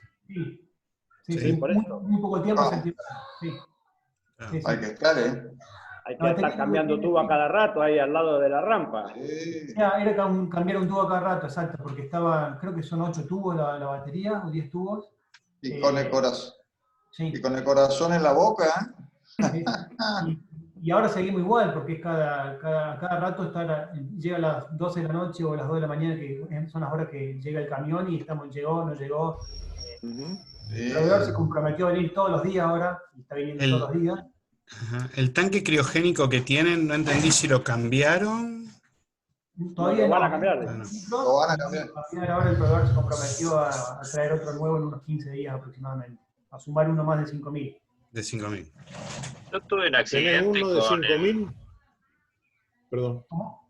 No, yo estaba por comentar que tuve un accidente con un criogénico acá en Córdoba, del hospital, que, digamos, se habían roto unas válvulas y venteaba de forma permanente y había caído también bastante el nivel, no llegó al 10%, digamos, como en el caso de ustedes, pero nos estaban trayendo de reserva que tienen ellos, las empresas, por lo menos las que nos proveen a nosotros, tienen termos que tienen más capacidad que los tubos. Para esos casos tienen. Entonces, dentro de la instalación tienen una posibilidad de acceso o de conexión de esos termos, que hasta que, suponete que se hubiera tenido que llevar el termo por algo, una cuestión posible de reparar en el lugar, que lo mantenían con eso. Porque eso por ahí puede ser una opción para que no estés cambiando tantos tubos, ¿no?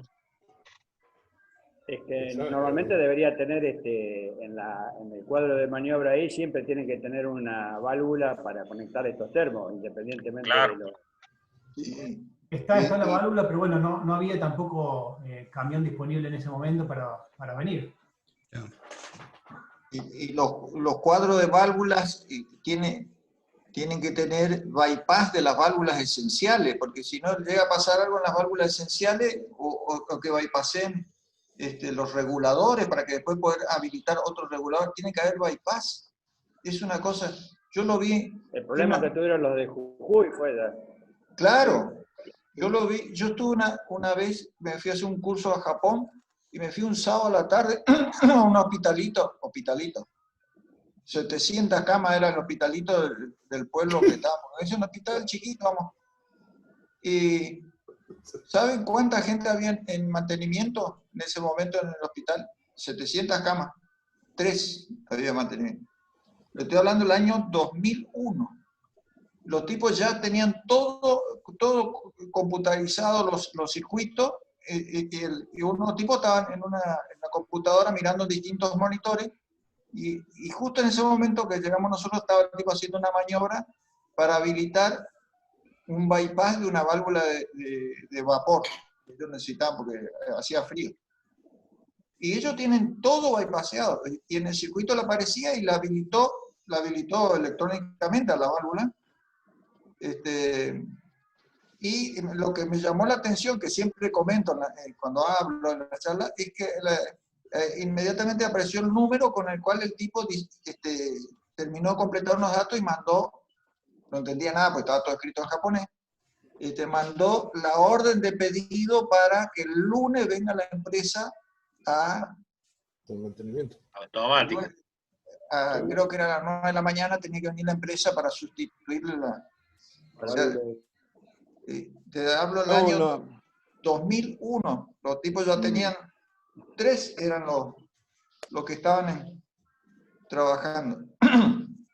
Nosotros avanzamos mucho, pero digo, en todas las cosas que vamos aprendiendo, esto de tener bypass es algo fundamental. Esto es una cosa que no puede no existir.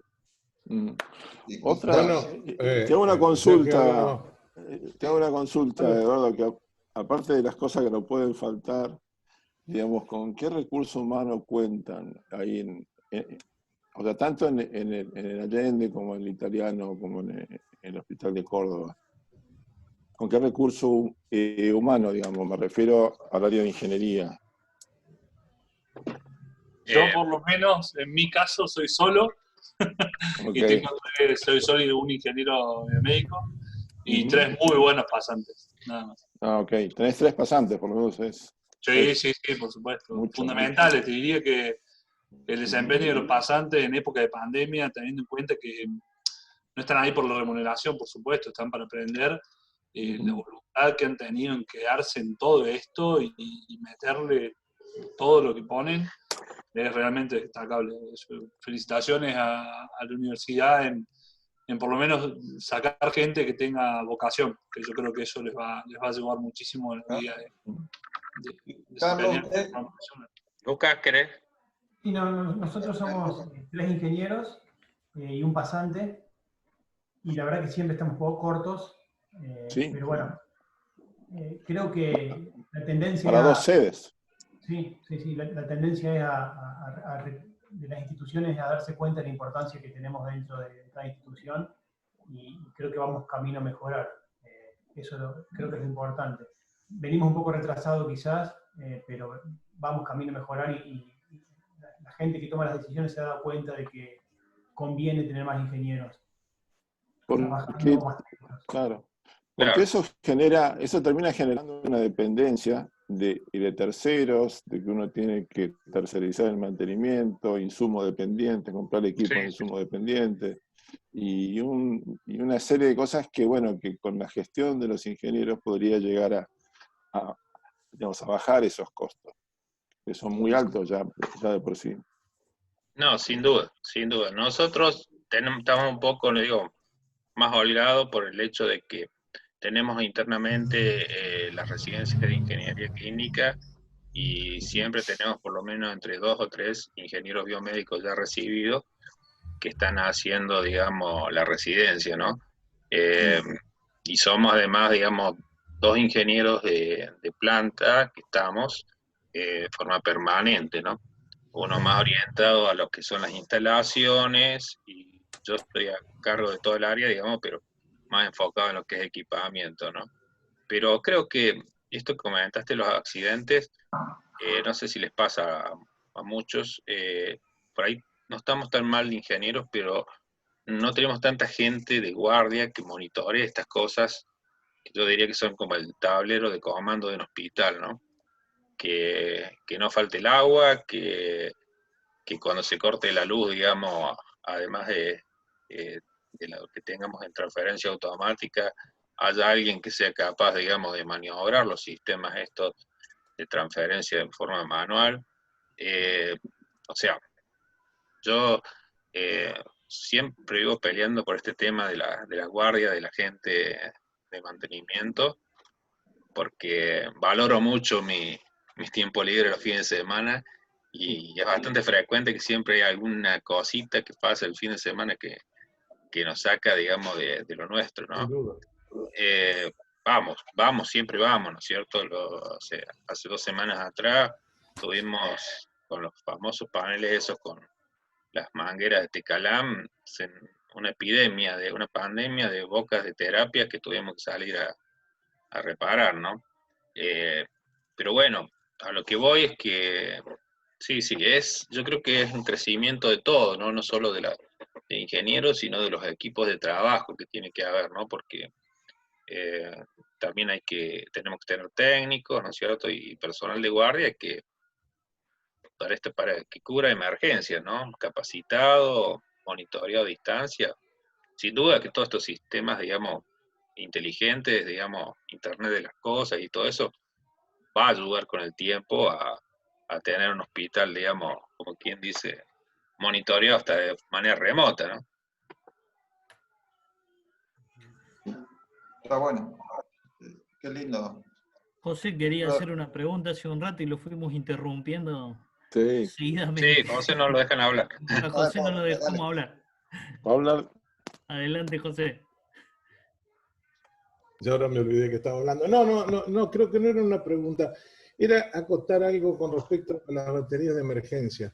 Estábamos hablando recién de poner un termo, y en realidad el termo es una mala fuente de reserva, si ustedes lo piensan, porque al igual que el criogénico va a tener que ventear.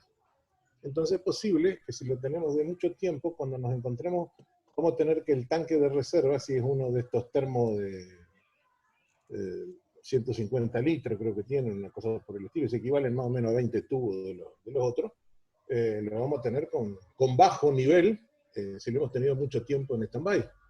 Así que cuidado con eso, la reserva debe hacerse en tubo, casi siempre. Y una de las cosas que es importante que exijamos nosotros, es que cuando se diseña la instalación y cuando la instalación está en periodo de construcción, lo que decía Eduardo recién, de tener los sistemas bypaseables, entre comillas, debe figurar como condición de pliego. Porque ahora con la 7396, que tiene 4 o 5 años dando vuelta, desde que la sacamos en IRAM, hay algunas recomendaciones, pero no es obligatorio poner, por ejemplo, doble regulación para las áreas críticas. Es decir, a lo que cuesta un regulador frente a la instalación completa, poner un segundo regulador. Entonces vos tenés, en vez de tener un bypass que tenés que regularlo a mano, pones 2 reguladores en paralelo y lo tenés trabajando.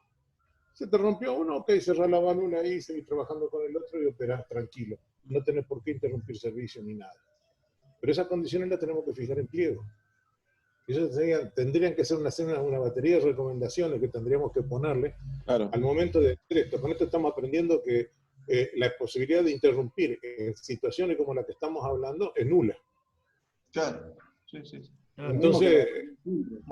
José, yo cuando dije del termo, dije que o quise decir, a lo mejor me expresé mal, que en el cuadro de reserva tiene que haber una válvula lista, disponible, libre para conectar un termo. Que la empresa venga y te provea un termo, no para tener un termo de reserva.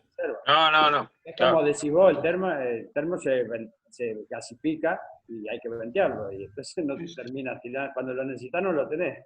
Claro, y la otra que, por ejemplo, en el caso nuestro, con los consumos que tenemos, la batería termo debería dar una vuelta a la manzana al hospital, por exagerar, digamos, pero no nos alcanza casi nada, digamos.